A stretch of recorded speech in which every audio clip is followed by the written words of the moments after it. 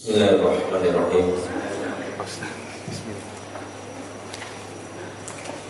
Assalamualaikum warahmatullahi wabarakatuh.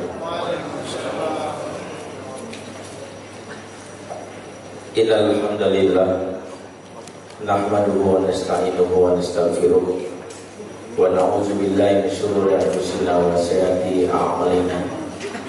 Man yahdihillahu fala mudilla lahu wa may yudlil fala hadiya lahu.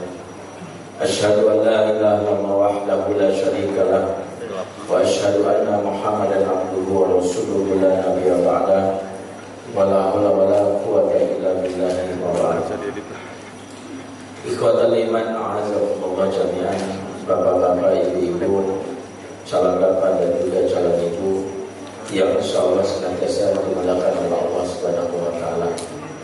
Alhamdulillah, sore hari menjelang malam ini kita bisa bersua bersilaturahim. Kita mengisi waktu luang kita di tengah kesibukan kita. Kita mensyukuri nikmat Allah, salah satunya memanfaatkan setiap waktu dalam rangka beribadah kepada Allah. Dan malam ini kita mengisi waktu kita dengan majelis ilmu yang mudah-mudahan senantiasa majelis ini diberkahi oleh Allah Subhanahu wa taala. Amin. Dan terlebih apa yang kita bahas hari ini sesuatu yang bukan bisa disepelekan di dalam Islam. Kita membahas di kesempatan hari ini sesuatu yang sejatinya amatlah penting, bahkan menjadi sebuah fondasi dari ketahanan di dalam sebuah negara, yaitu ketahanan keluarga. Kenapa demikian? Karena kalau kita lihat salah satu tipu daya setan kepada manusia, dan ini adalah sebuah permusuhan yang abadi. Karena Allah telah katakan innahu lakum aduwwun mubin. Ya, sesungguhnya setan itu musuh yang nyata bagi kamu. Ya. Allah telah menjadikan setan itu musuh, karena itu setan pun berupaya untuk menghancurkan manusia dengan segala macam cara yang dilakukan. Salah satu elemen yang dihancurkan adalah elemen keluarga. Dalam sebuah hadis riwayat Muslim, Rasulullah memberi kabar bagaimana setan yang dipimpin oleh majikannya bernama Iblis sempat mengadakan pertemuan, ya, rakor. Pertemuannya di atas singgasananya di atas air. Iblis mengharapkan sebuah jawaban atau sebuah evaluasi dari setiap pasukannya. Maka setiap setan ditanya amalnya, "Madza fa'altum?" Apa yang telah kamu kerjakan? Iblis mengharapkan jawaban yang sungguh luar biasa dari pasukannya. Satu pasukannya, satu sosok ini mengatakan, "Sonatu hakadza wa hakadza." Wahai Iblis, wahai pimpinan, saya telah melakukan perbuatan ini dan ini. Perbuatan yang dimaksud adalah menggoda manusia agar manusia berbuat dosa, berbuat zina, berbuat riba dan sebagainya. Iblis mendengar jawaban dari pasukannya itu tidak puas. Maka dia mengatakan kalimat ma sana'ta syai'an. Itu mah belum segera. Itu mah kecil. Satu lagi pasukannya bercerita sana'tu hakadza wa hakadza, sama diceritakan prestasinya. Membuat manusia terjerambab dalam dosa, Iblis masih belum puas. Disebutlah ma sana'ta syai'an. Begitu ada satu pasukannya yang bercerita tentang prestasinya. Dia bilang, saya telah menceraikan sebuah pasangan. Suami menceraikan istrinya, istri menggugat cerai suaminya. Kemudian anak mereka tidak terurus dan rumah tangga mereka berantakan. Maka dengan bangganya Iblis memanggil satu sosok setan itu duduk di sampingnya sebagai penghormatan. Kemudian ditepuk pundaknya sambil mengatakan, ni'ma anta, ni'ma anta, ni'ma anta.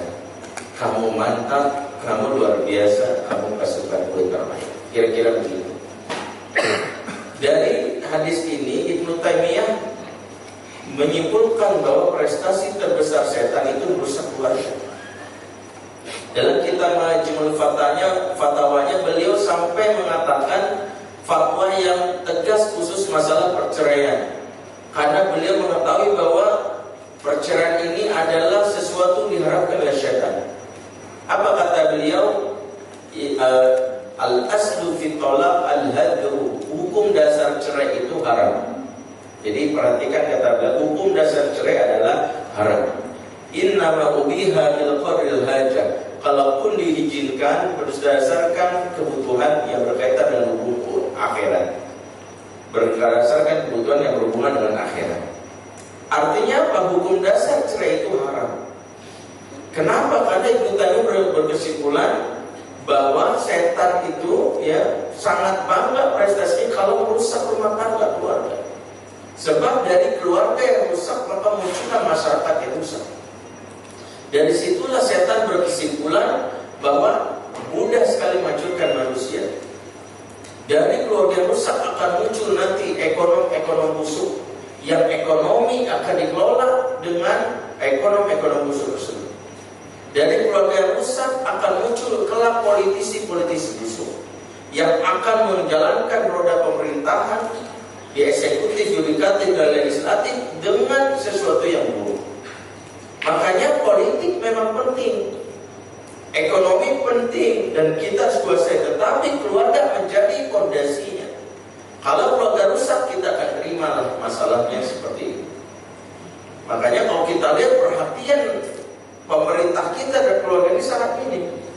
Ya, Kementerian Politik ada, ya, Kementerian Ekonomi ada, tapi Kementerian Keluarga tidak ada.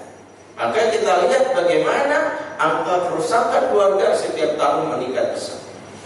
Inilah salah satu fakta yang harus kita pahami. Sebab dari keluarga rusak, kita lihat anak-anak sekitar kita, ya, anak-anak yang pakai narkoba. Tanyakan kepada mereka, kenapa kamu pakai narkoba? Mereka nggak mungkin menjawab, karena sistem ekonomi kita masih kapitalis. Ya, nggak mungkin. Mereka nggak berpikiran sejauh itu. Kenapa kamu seks bebas, nonton film porno? Karena sistem politik kita masih demokrasi. Nggak nyambung.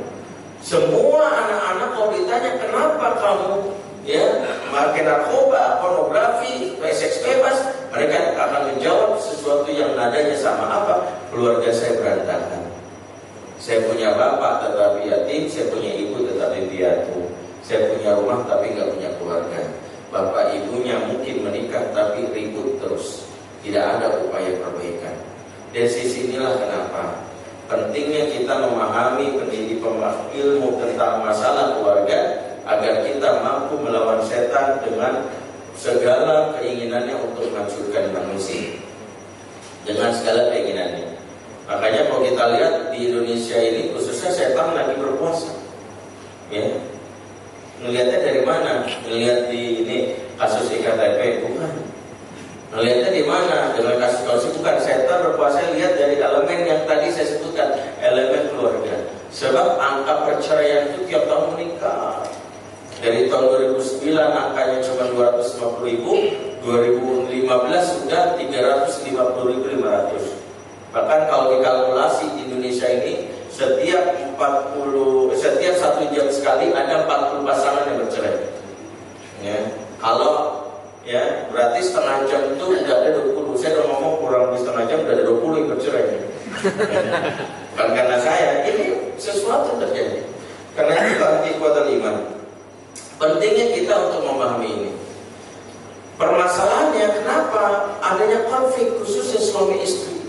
Khususnya ketika suami tidak mencintai istrinya dan istri kemudian menggugat cerai suaminya. Apa pasalnya mudahnya bercerai itu? Dan kita tidak mau keluarga kita mengalami. Kalau berdasarkan asumsi para peneliti, dari mulai Dirjen Binmas Islam dan beberapa peneliti ahli, ya, mereka menyebutkan angka pertama penyebab perceraian mulai komunikasi. Yang kedua adalah mulai dengan yang namanya ekonomi. Baru yang ketiga munculnya pihak ketiga, ya, selingkuh dan sebagainya. Secara urutan-urutan ini, satu hal yang kita lupakan bahwa semua ini sesuatu yang sejatinya tidak bersumber dari nas Islam. Kalau kita menyadari kenapa kita nggak cinta lagi dengan pasangan, kenapa kita konflik dengan dia, satu hal adalah bukan karena ekonomi, bukan karena komunikasi. Sebab kalau kita lihat rumah tangga para sahabat, para nabi jarang komunikasi. Ibrahim pulang setahun sekali, Ya, bahkan ada juga para nabi pulangnya 5 tahun sekali. Ya, dalam riwayat bahkan disebutkan misalnya seorang tabiin, ya namanya Faruk, pulangnya 30 tahun sekali. Ya, namanya Faruk ya. Jadi kalau Bang Toi 3 kali lebaran tak pulang, dia 30 kali lebaran tak pulang. Ya. Pulangnya 30 tahun sekali, ada dalam kitab Syiar Alam Anubala profil tabiin ini. Rumah tangga mereka berantakan? Tidak, tetap istrinya mampu bakal mendidik anaknya menjadi ulama hebat. Nama ulamanya adalah Rabi'ah Ar-Ra'i, gurunya dari Imam Malik, Imam Sufyan Tsauri, dan Imam Abu Hanifah. Jadi kalau kita lihat, bukan masalah komunikasi. Sekarang gampang, ada WhatsApp, ada BlackBerry, ada berbagai macam sosial messenger, bahkan sosial media dimiliki mudah. Yang kedua, karena ekonomi. Apakah betul karena ekonomi sehingga menyebabkan orang berantem karena miskin? Tidak. Kalau kita lihat Rasulullah hidupnya bahkan seringkali susah meskipun mudah mendapatkan harta. Rasulullah sering memberi kepada orang lain sehingga kadang-kadang kebutuhan dirinya tidak penuhi, susah. Makan bisa dihitung ya, bahkan pernah tidak makan selama 3 hari lamanya. Ya, tidak ada di dapurnya itu makanan. Apakah terjadi perceraian? Tidak. Tidak ada konflik karena makanan? Tidak. Berarti sekarang pertanyaannya, kalau kita mengalami konflik, maka renungkanlah hadis Rasulullah riwayat Tirmizi ini, khususnya seorang muslim. Jadi jangan terpaku dengan oh iya penyebab perceraian itu komunikasi, berarti gua harus intens komunikasi dengan muslimin. Bukan ekonomi, berarti gua harus memperbanyak supaya istri sejahtera. Ternyata bukan itu. Ya, renungkan hadis riwayat Tirmizi ini sebagai salah satu penyebab utama dari konflik dalam rumah tangga. Rasul menyebutkan dalam hadis riwayat Tirmizi yang disahihkan oleh Syekh Al-Albani, "Walladzi nafsu Muhammadin biyadihi." Demi zat yang jiwa Muhammad adalah dalam genggaman tangannya. Ma tawadda itsnan. Tidaklah dua insan yang dulunya saling mencintai, saling nempel, mereka berasik mesra, fafurriqu bainahuma, kemudian Allah pisahkan di antara mereka, Allah jauhkan mereka, illa bidzambin yuhdisuhu ahaduhuma, kecuali karena dosa salah satu atau kedua-duanya.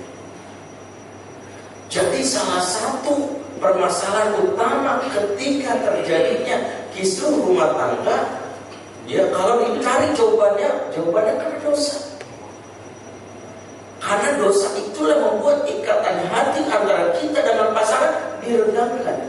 Sebab banyak yang berpikir seolah cinta itu bisa kita rekayasa. Makanya rekayasa cinta.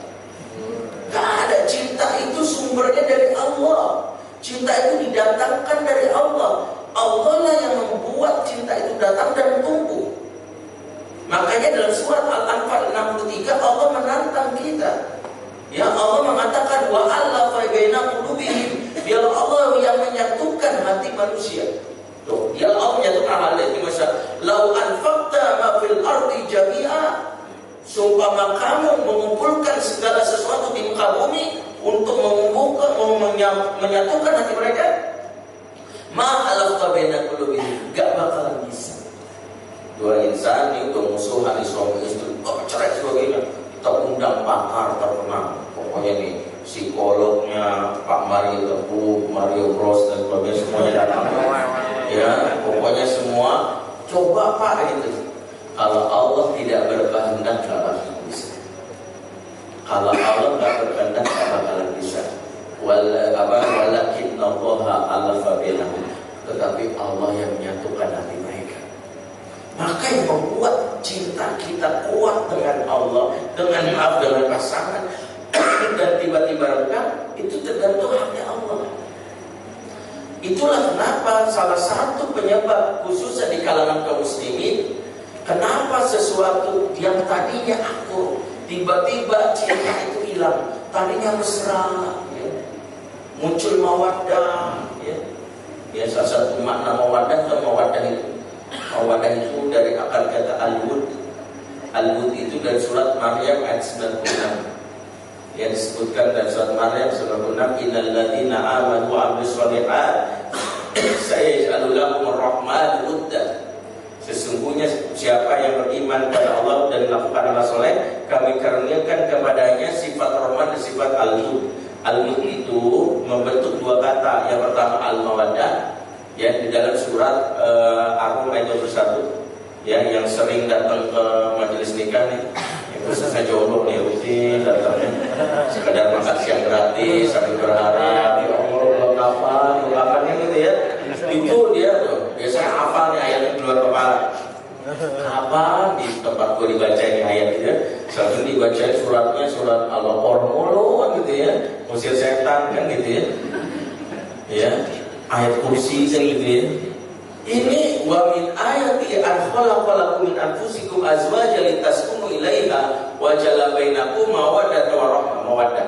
Yang kedua, yang al-wadud membentuk kata al-wadud. Jadi al-wadud dan al-mawaddah. Apa arti al-wadud? Itu kasih sayang yang buat orang selalu pengen menempel. Kasih sayang yang buat orang selalu pengen nempel. Maka disebut indikator mawaddah kalau bawahnya pengen mendekat, pengen nempel. Jadi kalau ibu masak di dapur, suami mepet terus masuk, sama sih mas, kena minyak nih.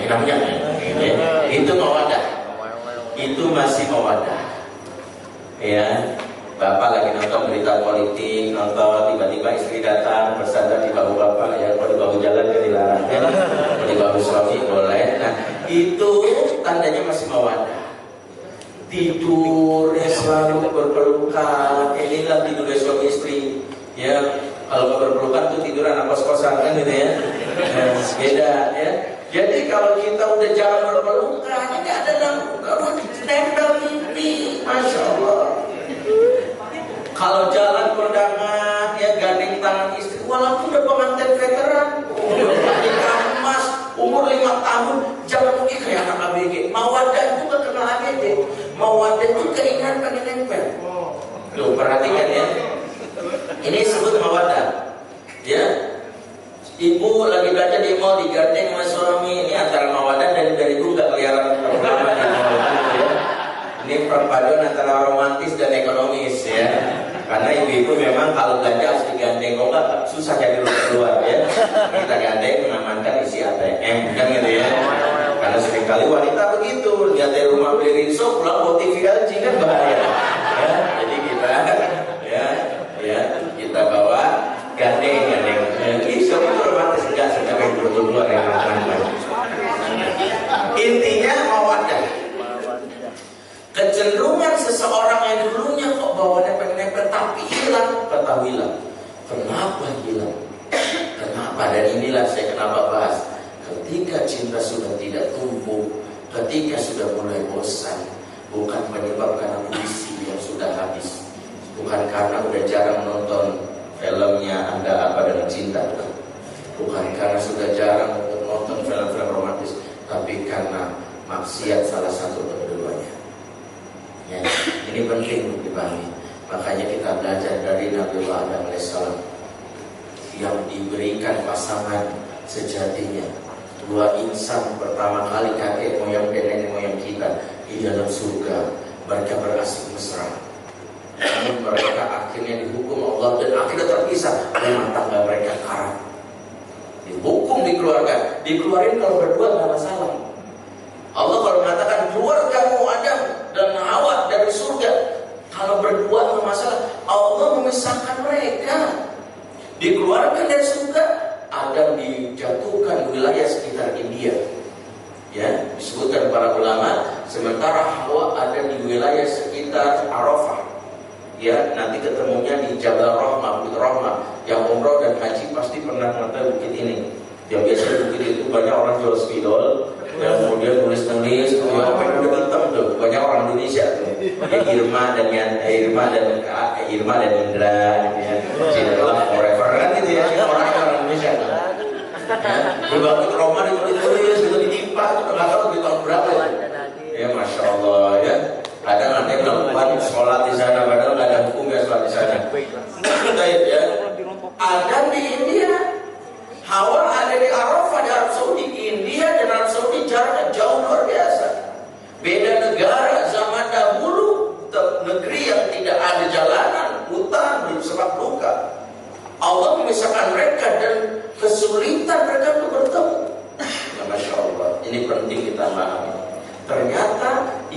menjadi pelajaran bahwa Allah menghukum mereka tersebab karena dua dosa mereka, dan dua dosa inilah yang kalau dialami oleh pasangan suami istri berpeluang membuat rumah tangga haram. Jadi kita bahas dua dosa ini dulu. Hati-hati dari dua dosa ini. Karena Adam dan Hawa akhirnya terpisah, walaupun akhirnya bertobat dengan doanya Rabbana zalamna anfusana wa illam taghfir lana wa tarhamna lanakunanna minal khasirin. Terus disebutin sampai Allah giring tuh. Ini disebut dengan yang namanya jodoh itu pasti ketemu. Ya, Adam dan di India dan Arab aja ketemu pada beda negara. Ya, apalagi satu kantor ya, insya Allah ketemu. Jadi nggak usah pakai cara-cara yang nggak Islami lah. Ya kalau jodoh yang beda negaranya ketemu, apalagi satu kantor. Tapi fatwa terbaru mengatakan haram menikah dengan teman satu kantor ya. Karena kebanyakan ya, satu orang aja ya. Dan satu kantor kebanyakan. Jadi cukup satu orang aja. Ya. Satu kampung juga boleh ya. Satu orang. Oke. Allah mempertemukan. Ya. Berarti di sini ada dua pelajaran. Yang ini yang mau saya sampaikan. Sebelum nanti kita akan bahas bagaimana kiat-kiatnya. Yang pertama, penyebab karam rumah tangga ketika salah gaul. Salah gaul. Adam ini manusia pertama kali dia lupa bahwa Allah sudah katakan iblis itu musuh bagi kami. Karena iblis sudah menyatakan perbenciannya ketika disuruh sujud nggak mau. Berani mengatakan ana khairu minhu, saya lebih baik dari dia. Khalaqtani min nar wa khalaqtahu min tin, saya dari api dari tanah. No, enggak suka sujud. Allah murka. Kemudian diberikan kesempatan untuk menggoda. Adam udah dikasih tahu musuh, apa yang terjadi? Iblis datang malah diberi kesempatan untuk ngobrol. Bahkan dan Al-Quran jelaskan iblis memberikan membujuk Adam, bahkan mengatakan inna kunna dan nasib. Saya ini cuma nasihatin doang. Saya itu nasihatin Adam supaya apa? Melanggar larangan Allah, yaitu makan buah kurma. Akhirnya ya jebakan iblis ini muncul. Iblis kan membuat istilah-istilah yang menyebut Sajaratul Khuldi itu bukan Allah. Ya, sebagai ulama termasuk Ibnu Abbas, pohon yang terlarang ini nama aslinya Sajaratul Kiram. Ada yang menyebut itu artinya buah anggur, ya, pohon anggur. Tetapi oleh iblis dimanipulasi dengan kalimat Sajaratul Khuldi, pohon kekekalan. Kamu makan di sini ada, ya, kamu nggak akan ke dunia, ya, kamu mana lama di sini, kan kamu nyata jadi khalifah di dunia, enggak, kamu bakal lama di sini. Kamu akan kekal sini kalau makan buah ini. Ada terprosok. Inilah salah satu tipu daya iblis, seringkali memasukkan istilah. Makanya jangan pernah terpesona dengan istilah-istilah kalau nggak kenal hakikatnya. Karena salah satu tanda akhir zaman adalah seringkali orang memasukkan istilah. Karena Rasul menyebutkan sayati ala nas zaman yasumun ala syai'in ghairi ismuha, akan datang suatu masa di akhir zaman di mana seseorang menamai sesuatu bukan dengan nama aslinya, bukan dengan hakikatnya. Ya, aslinya dukun, disebutnya penasehat spiritual. Sekarang banyak kan, nggak ada kenalan, saya dukun nggak, penasehat spiritual. Ya, lalu mau kemana? Ke dukun? Nggak, gue ke penasehat spiritual, kan keren. Ya, ini kalau kita nggak memahami hakikat, kita terjebak tipu daya setan. Aslinya judi disebut undian berhadiah. Ya, aslinya alkohol disebut, aslinya khamar disebut alkohol 0%. Ya, atau misalnya aslinya bukan mahram disebut sekarang apa? Beradik kakak angkat. Ya, ini juga ya, kadang-kadang suami aku cemburu, aku tuh dia aku udah nganggap adik, kamu tuh cemburu banget sih. Perhatikan ya, walaupun adik angkat statusnya bukan mahram, sehingga whatsappan pun jaga ada, curhat pun ada batasannya. Jangan berpikir kemudian urusan ranjang ceritakan dengan orang kata kakak angkat. Dia nggak tahu kalau kakak angkat itu juga punya godaan syahwat. Perhatikan bagaimana Al-Quran menyebutkan jangan menyepelekan urusan syahwat ini. Bahkan Nabi Yusuf yang nabi saja itu memiliki gairah ketika digoda. Allah katakan dalam surat Yusuf ayat 24, walaqad hammat bihi, sungguh wanita itu menggoda Yusuf. Siapa yang maksud wanita itu? Zulaikha, dia menggoda Yusuf. Ya, Zulaikha itu nama aslinya Ra'il. Nama asli Zulaikha Ra'il. Walaqabuha Zulaikha, nama julukannya Zulaikha. Ya, agak mirip, namanya Rohil. Ibunya Yusuf namanya Rohil, nama Ibraninya Rahel. Jadi kalau benar dengar Rahel, Rahel itu merujuknya ke ibunya Yusuf. Itu Rahel ibunya Yusuf. Ya, dan ibunya Yusuf memang cantik sekali. Dan karena disebutkan setengah kecantikan wanita di muka bumi dimiliki oleh Rohil. Ya, setengah lagi dibagi-bagi wanita sejagat. Jadi wajar kalau ada dapat ampasnya doang. Ya, gue setengah dibagi-bagi, Pak, gitu ya. Mau ke make up, ke stylist yang tercanggih, yang bayarnya pakai hitungan per detik, tetap aja, Bu. Ya, mau mengupgrade kecantikan gak susah. Makanya itulah keadilan Allah. Wanita terbaik dalam Islam bukan cantik, beda kalau versinya Yayasan Putri Indonesia. Beda kalau versinya Miss Universe, Miss World. Jadi ibu, kalau Miss World itu ibu udah mentok karena ngaca aja ibu udah melihat serem banget muka gua, maka berlombalah jadi Miss Akhirat. Karena Miss World patokannya beauty. Kalau Miss Akhirat, no. Makanya Miss Akhirat siapa? Afdalun Nisa Isyarati Arba, wanita terbaik di surga ada 4. Siapa saja? Maryam binti Imran, Khadijah binti Khailid, Fatimah Zahra binti Muhammad, Asiyah binti Muzahib. Itu bayangkan, mereka 4 wanita ini tidak dikenal karena kecantikannya. Jadi sadar diri, kita dibagi-bagi Bu ya, 50% dibagi sejagat ya. Raisya aja dapat berapa persen kan? Itu udah dapat pasrah makanya sudah. Oke ya. Oke, saya cerita lagi. Ini Bu Yusuf, kita akan cerita Bu Yusuf. Oke, Zulaikha mau pada Yusuf. Waham biha, Yusuf juga mau. Nah, ini penting, Yusuf juga mau. Yusuf waham biha menunjukkan Yusuf normal, manusiawi, dia juga tergoda. Jangan berpikir Nabi saja digoda wanita cantik, bukan berpikir Nabi kan dia tergoda juga di ruang sepi. Ya, Nabi itu padahal kalau Nabi aja tergoda, apalagi Ustaz. Apalagi ketua DKM, apalagi bukan Ustaz. Jangan berpikir, Ustaz juga hati-hati. Makanya kalau saya sih jujur, tetap gak ada. Ustaz, foto bareng selfie mau Ustaz? No, nggak bisa. Saya bilang, saya harus jaga adab. Kita boleh cair, tapi tetap jangan sampai jadi fitnah. Ustaz mau konsultasi sama Ustaz, ketemuan boleh, tapi nggak boleh berdua. Nggak boleh. Ya, sampai saya bilang kalau konsultasi via WhatsApp curhat boleh. Tapi saya selalu memberi etika kalau mau curhat lewat WhatsApp, saya tidak akan membalas curhatan dari wanita yang masang foto selfie di foto profilnya. Kenapa? Karena kalau cakep merusak niat, kalau jelek merusak mata.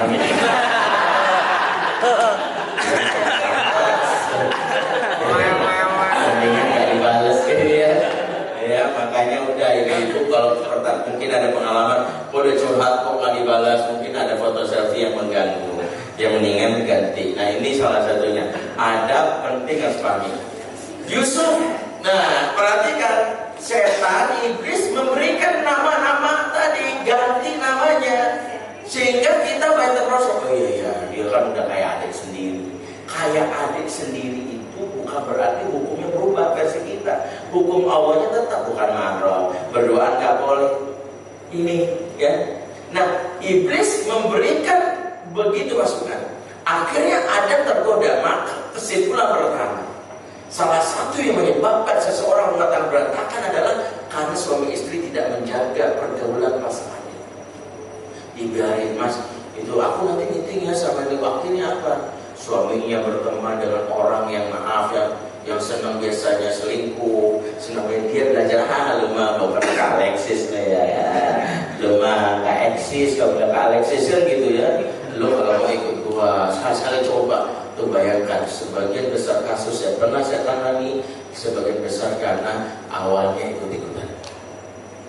Jadi jangan berpikir bahwa hal pasang kita, mas siapa, wajib tahu kita. Sebab teman itu mempengaruhi pikiran kita. Yang tadinya biasa aja akhirnya coba-coba. Ar-rajulu ala dini khalilihi. Seseorang tergantung siapa temannya.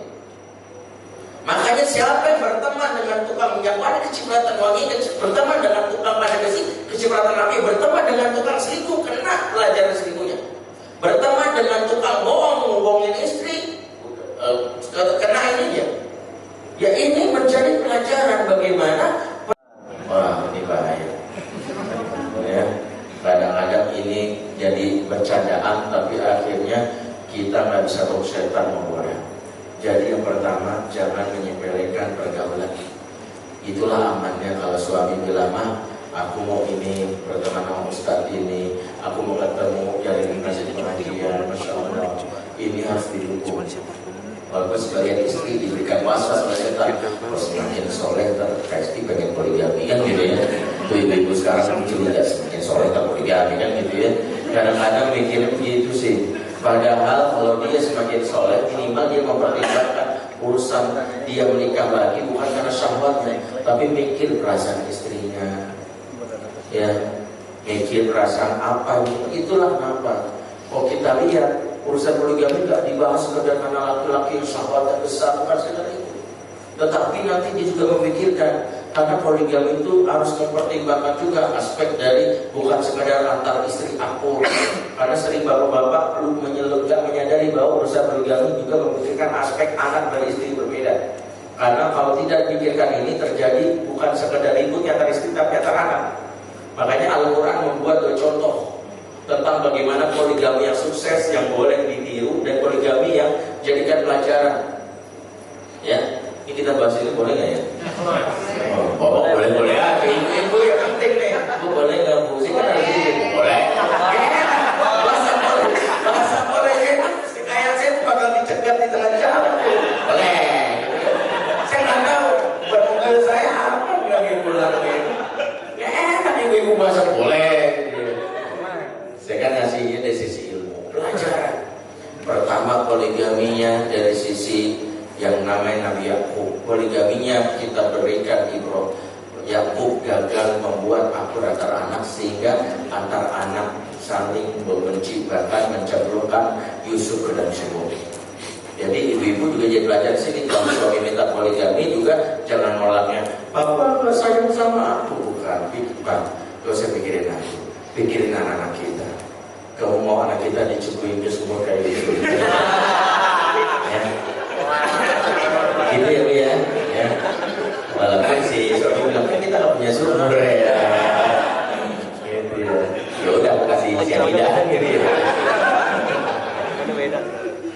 Ya. Ternyata ini.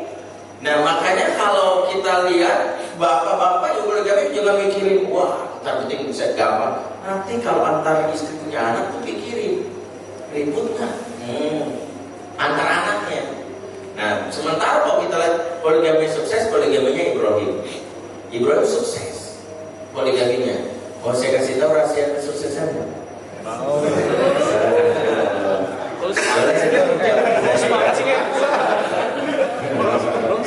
Belum setahun. Nambah lagi. Amin. Ibrahim, ini saya kasih tahu ilmu nih Bu. Ya, ibu-ibu mungkin ya. Berat banget saya ngisi ganjil ini. Aduh, ya. Berat nih ilmunya. Saya ngasih tahu salah satu rahasia kesuksesan yang membuat Ibrahim sukses sementara Yakub gagal dan tanda kutip gagalnya ya. Karena Ibrahim punya 4 istri, 4 istri sama. Cuman bedanya Ibrahim punya istri di 4 negara. Sementara Yakub istrinya ada dalam satu rumah 4-4-nya. Apa yang terjadi kalau merelokalisasi 4 istri dalam satu rumah? Melihat keistimewaan istri yang lain atau anak lain mengakibatkan cemburu besar. Makanya Ibrahim pintar, istrinya ada 4 negara. Yang pertama ada Sarah di Palestina, Hajar dipindahkan karena sebelumnya konflik sama Sarah dipindahkan kemana? Ke Mekah. Habis itu dia nikah lagi dengan Qurra ada di Madian, Yaman Utara. Kemudian pindah lagi ke Yaman Selatan, menikah dengan Hajar binti Amin. 4 negara, sehingga tidak melihat antar mereka. Kalau misalnya Ibrahim memperlakukan istimewa Sarah dan Ishak, Hajar dan Ismail pilihannya rentan masalah. Nah, kalau satu lokasi, lokalisasi ya, bahasanya ya, satu lokalisasi itu sebenarnya positif loh ya, maknanya ya, jangan gitu. Kalau satu lokasi, ini rentan memang. Ya karena kalau misalnya si bapak mesti mau kan anak yang lain, ya misalnya rumahnya di sini, terus mainnya kamu mau terdekat misalnya di atrium, terus nggak sengaja anak yang ini digandeng sama istrinya yang lain lihat, ternyata bapaknya beli iPhone 6, anaknya lihat, jadi iPhone 6 gue isi hidayah, terus kurang aja. Dilempar kan gitu ya, masih ada nanti ya isi hidayah. Oke, ini kok jadi lari kemari ya? Oke, salah gaul jangan menyepelekan. Berarti bapak-bapak, ibu-ibu sini kita checklist kira-kira pada teman kita ngomongin jorok, bahkan maaf SMA pengen dekat begitu tapi sering share film porno, dia kadang-kadang ke kita. Dan ke istri juga harus mengetahui ini yang kira-kira di profilnya nih bandar film porno sebagainya, jangan ditemenin ya, karena bisa jadi kerusakan dari salah gaul. Yang kedua, kerusakan dalam rumah tangga yang menyebabkan cinta itu hilang, prahara itu muncul ketika salah makan. Salah makan, mungkin ditanya mereka, perhatikan Ibrahim maaf, ada salah makan. Larangan Allah, makanan yang telah tetapkan jangan makan justru dimakan. Disinilah yang ada kita menyepelekan. Kita menganggap seolah makanan itu yang penting kenyang. Padahal Islam sudah buat panduan yang berpengaruh terhadap akur rumah tangga. Kullu mimma fil ardi halalan thayyiban. Makanan dari apa yang muka bumi ini halal dan baik. Ya, ini konsep ini rusak gara-gara ada program kuliner di TV. Jadi kullu mimma fil ardi murah wa manyus kan gitu ya. Gara-gara TV itu. Ya orang mikirnya murah manyus, tidak halal dan baik. Apa yang terjadi jika konsumsi sesuatu yang pertama tidak halal? Yang pertama adalah mengakibatkan aliran darah ini akan diugaskan oleh setan. Akibat itulah setan akan menguasai darah sehingga menghalangi cahaya hidayah. Sehingga akan terjadi anak dan istri atau saudara suami mengkonsumsi zat yang haram atau dari cara yang haram, membuat hidayah Allah itu tertahan di luar, nggak bisa masuk. Itulah yang membuat kenapa anak kita giliran pengajian bawaannya ngantuk. Kenapa? Karena setan akan mengatur metabolisme tubuhnya. Kalau pengajian, pernah nemuin orang kayak gini kan? Giliran pengajian ngantuk, Masya Allah. Kalau sekali dua kali sih kita maklum mungkin malah. Tapi setiap pengajian ngantuk, jangan-jangan salah makan. Ya. Ada makanan. Tapi giliran acara dugem, acara maksiat malam-malam terjaga. Bayangin yang aktivis dugem itu kan, Masya Allah, malam-malam bangun itu kan kiamolel juga mereka. Kiamolel artinya berdiri tengah malam, kan dugem itu berdiri malam-malam. Gak ada dugem yang duduk, berdiri. Tuh bangunnya jam berapa mereka? Jam 2, jam 3, sampai subuh. Masya Allah, kuat. Kenapa mereka bisa kuat? Ada setan jadi supporter dan tubuh dia yang akan mengarahkan bangun, masih bisa loh, udah terus gitu. Inilah yang terjadi kepada diri, kepada pasangan, kepada anak. Kenapa dikenalkan Allah, diajak majelis taklim, kok susah? Anak saya menghafal Al-Quran kok susah banget Ustaz? Salah makan. Salah makan. Si bapak nggak mikirin kehalalannya. Dari sisi itulah Allah murka. Makanya Allah memurkai, memarahi Adam akibat salah makannya dan sebelum salah gaul dipisahkan mereka. Itulah kenapa jangan menyepelekan masalah makanan ini. Sebab makanan ini mempengaruhi kualitas idealisme kita. Orang-orang yang sembarang makannya sulit akan menjaga spirit Islam ini. Karena Masya Allah ada pelajaran dari kisahnya Imam Ahmad bin Hanbal. Ya, dan ini penting kenapa saya sampaikan.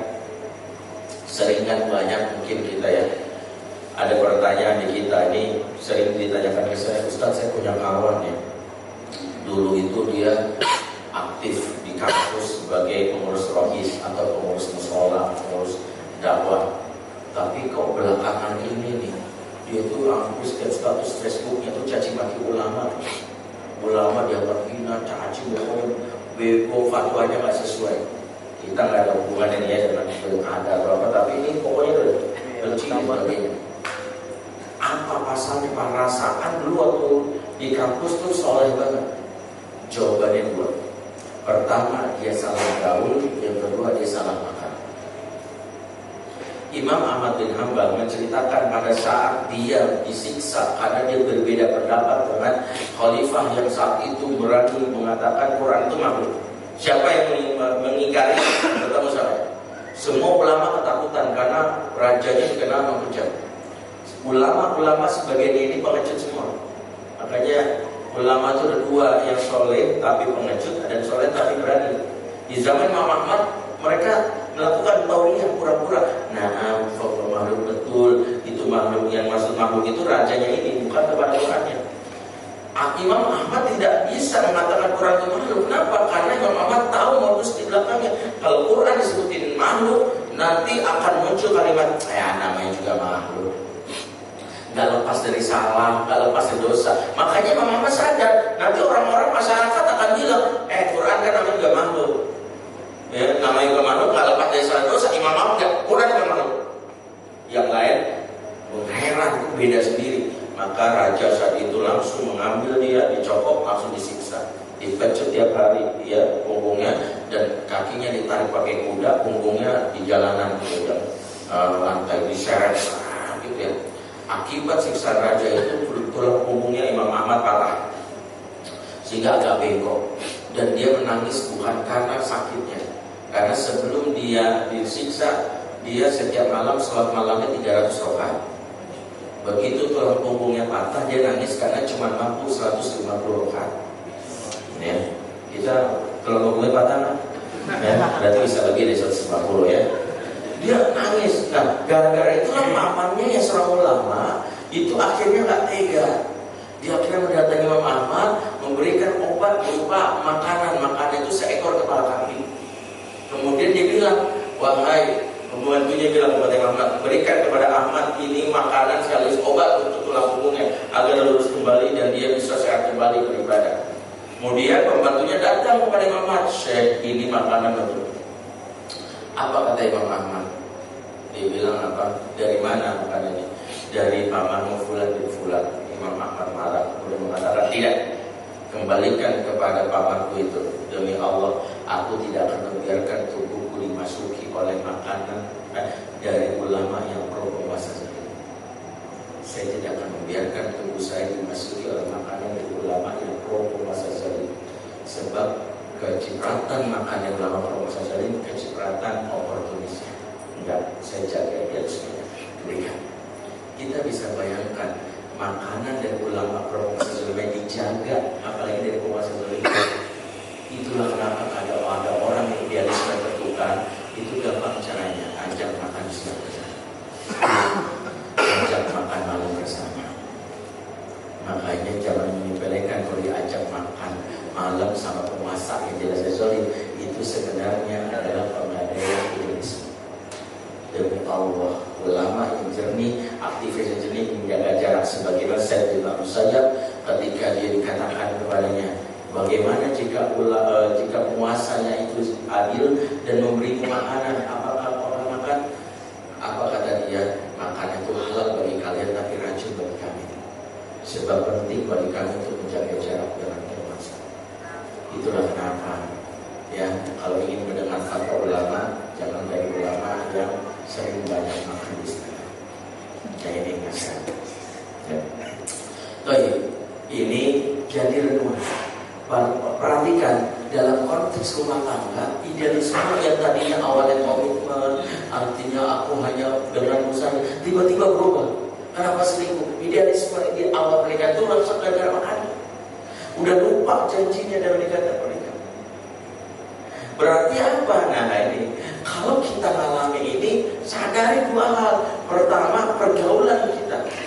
Yang kedua, sumber rezeki kita, makanan kita. Masya Allah, makanya saya sering bilang nih, ibu bapak, kalau makan itu kita harus sudah mulai bikin aturan tentang rumah. Ya, kadang-kadang maaf ya, roti dari merek tertentu, saya sih nggak usah sebut ya. Kalau saya jujur ya, saya sering isi kajian hampir sebulan itu di 60 majelis taklim, yang rutin itu 30. Itu ibu-ibu rata-rata majelis taklim ibu-ibu, dan ibu-ibu kan terlalu baik kalau mau taklim. Ya setiap habis pulang ada aja bekal baik makanan, buah atau apa gitu. Dan seringkali saya dapat terima, maaf ya, roti dari merek perusahaan yang terkenal tapi nggak ada label halal. Saya dalam hal ini saya agak ketat aku, saya terima tapi saya cek dulu Kalau nggak ada, seharusnya subhan. Saya akan ambil makanan itu, tapi nggak saya makan dan nggak saya kasih ke anak istri saya. Ya, apa terjadi? Kadang saya kasih ke orang lain, jangan menjelaskan, maaf, nggak ada yang terlarangnya kalau mau ambil. Ya, lebih menjaga. Jadi jangan menyepelekan. Kadang kita makan itu nggak pernah nanya. Ya, jangan kita membuat diri kita terproses. Perhatikan masalah kehalalan ini. Jadi kalau ditanya seringkali, saya itu kalau konsultasi yang namanya, maaf ya, konsultasi pernikahan, itu udah nggak lagi bertanya komunikasinya gimana. Udah, saya cek satu-satu. Bapak, teman nongkrongnya siapa? Nenek-nenek. Ya, rezekinya gimana? Bahkan maaf, ada hubungannya dengan apa? Riba.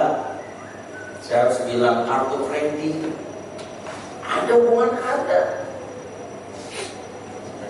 Hal-hal yang haram itu yang sejati kita tahu ada hubungannya dengan bagaimana keberkahan rumah. Maka rumah tangga bermasalah itu bukan karena hal-hal teknis, lebih banyak karena non teknis dari Allah. Kita selama ini menganggap perasaan, ya Allah, aku tuh udah bikin puisi buat dia, kok salah ya? Coba Pak lihat puisinya, apa ada puisinya? Pangeran di Ponorogo Allah ini puisi pernah, pantesan aja gitu gaya bukan puisi ya. Bukan puisinya, dia bisa jadi kenapa urusannya berkaitan dengan masalah yang spiritual. Saya itu akan cek dua hal. Pertama teman, yang kedua dari sisi rezeki. Maaf, biasanya dia bilang mau perbaiki nggak? Mau Ustaz. Pertama keluar dari pekerjaan itu, kadang sih gitu. Ini contohnya agak ekstrim tapi konteksnya beda. Udah ada yang belum nikah sini ya? Udah semua nih ya? Alhamdulillah. Ada yang belum? Siapa yang belum? Jangan ngaku. Jomblo berdoain nggak? Jomblo itu bukan aib, ya Allah. Bukan aib banget, saya bangga. Kan jomblo itu makhluk paling bertauhid. Sebab hanya Allah yang dia cinta pada yang lain kan gitu. Jadi makanya jomblo itu masa malu. Jomblo itu prinsipnya seperti bendera, sendiri di atas tiang tapi ditinggikan dan dihormati. Walaupun kepanasan juga ya. Nih, kalau jomblonya hanya dia yang belum nikah nggak masalah. Tapi sering ini ya, saya tuh pernah coba konsultasi ya. Jadi share aja jujur-jujuran aja. Ustaz, seorang wanita umur 35 tahun secara tampilan sepertinya nggak jelek-jelek amat. Ya, kalau cakep ya cakep istri saya jelas aja ya, oke ya. Dia bilang, Ustaz, doain saya Ustaz, dia agak sedih. Kenapa? Saya ditekan dulu sama keluarga, saya udah berumur ini, tapi nggak ada jodoh dulu. Saya nangis gitu ya. Saya menjelaskannya bingung karena omongan tetangga saya karena kayak saya. Ustaz, menurut saya Ustaz biasa begitu. Emang udah usaha ta'aruf, udah Ustaz CV saya, tapi biasanya baru operasi CV besoknya dia batalin atau kadang ini secara kita juga sehat kayak ini nggak ada. Kayaknya sih Bapak, insya Allah banyak ikhwan yang mau lah. Kok berapa kali gagal? Kemudian saya bisa bekerja di mana? Di sebuah kerja di sebuah perusahaan yang jelas-jelas riba dan dia udah di posisi manajer. Oh, mau jodohnya datang nggak? Dia mau lah Ustaz. Mau dengerin saran saya. Segera resign dari kantor. Dia langsung tahu Ustaz. Ya Ustaz, kalau misalnya, ya kalau ikutin saran saya dari Allah, insya Allah nanti ganti rezeki yang lain bahkan jodohnya dapat. Mau? Dia gak mikir. Boleh istiqoroh dulu Pak Ustaz. Ya, saya sih sebenarnya untuk yang baik bisa istiqoroh ini. Sama milih babi sama ayam milih istiqoroh kan. Boleh kan babi enak banget. Sama ayam. Ya boleh nggak istiqoroh? Ya nggak usah. Sebenarnya kan dia nggak usah nanya boleh istiqoroh kan. Tapi karena saya mencoba untuk melanjutkan ya sudah silakan. Akhirnya dia bilang, ternyata untuk syarat riset dari kantornya nggak bisa langsung, harus sebulan nulis surat. Boleh sejak 2 minggu kemudian dia mana Ustaz, doain saya mau nulis surat kemunduran diri. Udah Bismillah. Demi Allah baru masukin dia sudah ngasih undangan nikah di Yogyakarta dengan laki-laki yang lebih tua dari dia dan sesuai dengan harapan dia, badan kekar, atletis, dan masya Allah kerja di perusahaan yang makan dia sekarang jadi ibu rumah tangga. Sampai ketika dia nikah, walaupun dia itu masih statusnya kerja belum sebarisnya, saya bilang kamu masih punya utang sekolah. Dimana baru saja engkau niatkan Bismillah untuk keluar mundur dalam perusahaan yang jelas-jelas ini bahaya di sisi anak. Allah ganti langsung diberikan jalan. Kata dia, ya Allah, saya baru tahu kalau hamba berdoa saya. Itu yang kadang-kadang nggak masuk ke logika kita. Kita sering mikirnya masalah teknis, kita CV-nya, kita nggak pacar kita sering mikir itu apa CV gue kurang bagus, apa gue nggak dandan, bukan itu.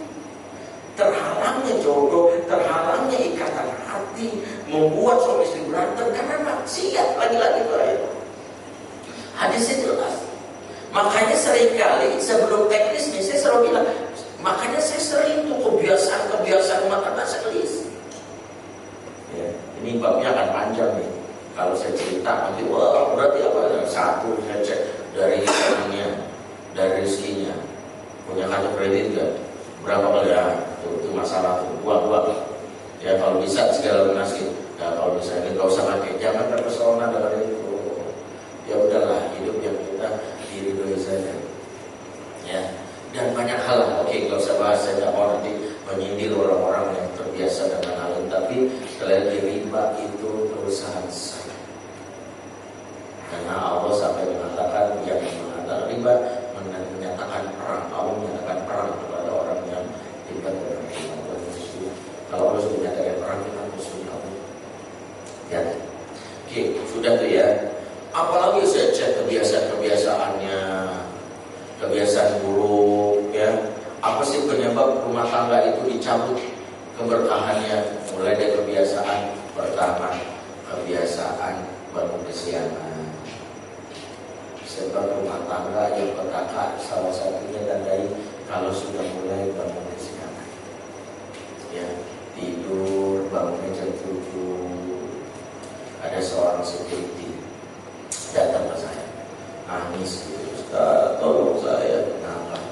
Istri saya gugat cerai, dan saya bingung, saya itu cinta banget lagi, tapi dia tuh kayaknya gak mau, kayak kena pelet katanya. Saya bilang, kamu kenapa juga cerai? Katanya saya suami yang kasar, saya suami yang gak romantis. Padahal saya berusaha, Ustaz. Saya sekarang ikut seminar-seminar, nanti kajian-kajian Ustaz itu. Ya kemarin saya kirim puisi, istri saya udah kabur, istrinya itu udah kos di daerah Mampang tuh. Saya kirim SMS puisi, ya. Malah dibalas apa? Jijik. Kan kesel ya. Oh gitu ya. Gimana Ustaz caranya? Saya tanya, kerjanya apa? Security Ustaz. Security training, saya bilang gitu ya. Terus saya bilang, iya, jadi kamu menunjukkan kalau malam bukan hatinya. Kemudian saya tanya, kalau pagi bangun jam berapa? Dia langsung nanya balik, maksud Ustaz, pagi bangun jam berapa? Ya, saya kan kadang tugas malam, sudah jam 3, jaga di sini. Ya kadang bangunnya jam 8, jam 9. Saya bilang setelah subuh enggak? Ya kadang-kadang. Terus ibu jam berapa? Soal subuh di Jawa Tuhan. Kamu masih apa kan? Didiam kan? Pengen gak istrinya balik? Mau Ustaz. Ya mau lah, saya boleh saya. Mau jalan kebiasaan baru gak? Mau Ustaz. Mulai besok bangun subuh. Bisa kan? Saya Ustaz. Jangan diusahakan. Harus usahain kalau gak balik. Ya. Kemudian saat subuh di masjid. Ya. Kecuali kalau safar, kalau nggak ada tempat di kantor ada, kalau saya cari bisa minta di kantor itu cari masjid kan. Kalau ada juga udah boleh sholat. Ya. Kemudian apa? Jangan tidur lagi. Zikir, lanjutin kalau capek banget tidur setelah syuruk baru boleh. Ya pas subuh sebelum syuruknya. Berapa lama saya lakukan ini? 40 hari. Gak boleh putus, kalau putus pulang lagi. Siap gak? Siap Ustaz. Istri saya bakal berdekat, insya Allah. besok mulai pagi laporan ke saya ya. Ya udah besok pagi cek ya. Jangan mikirin bab ria dulu, pokoknya laporin dulu. Hari pertama lapor sukses, hari kedua sukses, hari ketiga gagal. Saya tanya kenapa gagal, saya ngira di rumah teman Ustaz. Teman saya nggak jauh gadang bablas. Saya bilang makanya besok ya kalau nggak proses ini nggak boleh kita dulu sama teman, apalagi temannya yang rusak-rusak itu. Jauhin, ya udah. Ulang lagi Ustaz, ulang lagi. Pulang hari pertama, dua, tiga, begitu hari ketujuh alhamdulillah istrinya pulang ya, karena ada bajunya ketinggalan. Selesai, baju istrinya ketinggalan dia ngambil. Ya. Waktu istrinya panggil itulah mau pulang si suami muncul, kita kunjungi mana? Selesai di pengadilan, kita kan berada pertama Selasa. Si suami pengen tetap lucu, dia nggak mau. Akhirnya ketemu di pengadilan. Biasanya pengadilan hakim selalu bertanya apa yang terjadi bla bla bla. Intinya adalah hakim tetap pengen mediasi. Si istri tetap nggak mau, hakim pokoknya nggak mau, pokoknya sudah gitu. Nah si suami ini sedih kan sama tahu nggak pada saya itu sedang berusaha menjalankan terapi seperti yang Ustadz saya lakukan. Ustadznya siapa? Ustadz Hendri. Wah saya sering ikut kajiannya. Ternyata si istri pernah ikut kajiannya. Boleh minta nomor Ustadz nggak? Dikasih nomor saya. Nah malamnya istrinya nelfon, Ustadz saya sebut namanya. Pertamanya saya kasih dulu. Kemudian dia udah telepon aja. Ketika telepon itu dia bilang, Ustadz saya istrinya si ini. Oh iya. Benar suami saya udah konsultasi sama Ustaz. Iya. Terus gimana tadi usia Ustaz kita udah jalani proses gitu. Terus gimana rencana ke depannya? Ya ini Ustaz saya diskusi. Kalau saya batalin gugat cerai kira-kira itu boleh nggak sih? Ya boleh sih. Kenapa ini? Ya saya bingung aja kan saya maaf Ustaz. Soalnya saya bakal banyak manis sama bapak ibu saja. Air mata udah sampai kering ya. Kalau sekarang saya batalin kan saya menjilat tugas sendiri. Dia bilang begitu, ya kalau itu istiqoroh lagi aja, boleh istiqoroh lagi, ya udah, akhirnya dia istiqoroh lagi, persis sebelum sidang, pas sidang kedua, 2 minggu kemudian, itu kalau nggak salah sudah hari terapi ke-30 atau 30, alhamdulillah setelah istrinya mencabut gugatan, ya, mencabut gugatannya. Nah, saya sampaikan ini untuk memberitahu konflik terjadi karena maksiat karena haji. Jadi abaikan dulu komunikasi, abaikan dulu ekonomi. Kalau sudah terjadi masalah, kenapa ya? Ini karena hubungan saya sama Allah jauh. Ada dosa saya. Sebab ulama-ulama dulu Masya Allah sampai disebutkan Muhammad bin Sirin saja dengan kuda. Kudanya ini tiba-tiba berontak sana sini susah dikendalikan. Dia turun dari kudanya nangis. Ditanya, "Lima tadki muslim, kenapa kamu nangis?" Karena dosa-dosaku di malam hari sampai kuda yang biasa taat sulit aku berbagi. Itu kuda. Tahu bahasanya Ibnu Sirin kata temannya, Ibnu Sirin itu tiap malam sholat malamnya 100 rakaat. Kebetulan malam harinya kakinya bengkak sebelum naik kuda itu, sehingga malam itu cuma mampu 98 rakaat tersebut. Cuma kurang 2 menyebabkan kuda yang tadinya taat itu sulit diatur. Kemudian demikian membuat kalimat indah juga. Dia bilang saya mengetahui maksiat saya kepada Allah dari apa? Dari istri yang suka membantah, dari anak pidato, dari pembantu yang sering membantah, bahkan tikus yang masuk rumah saya karena dosa yang sama. Sampai dia bilang tikus yang masuk rumah. Saya ingin sampaikan ini supaya kita menyadari sebab faktor utama konflik rumah tangga bukan sekadar karena cinta yang kering. Cinta itu hilang karena Allah yang menghilangkan, bukan masalah. Berarti kalau ingin menghadirkan cinta gimana? Bab pertama adalah sering-sering membaca Rabbana wa illam taghfir wa tarhamna lanakunanna. Jadi itulah yang harus dilakukan. Siapa yang rumah tangga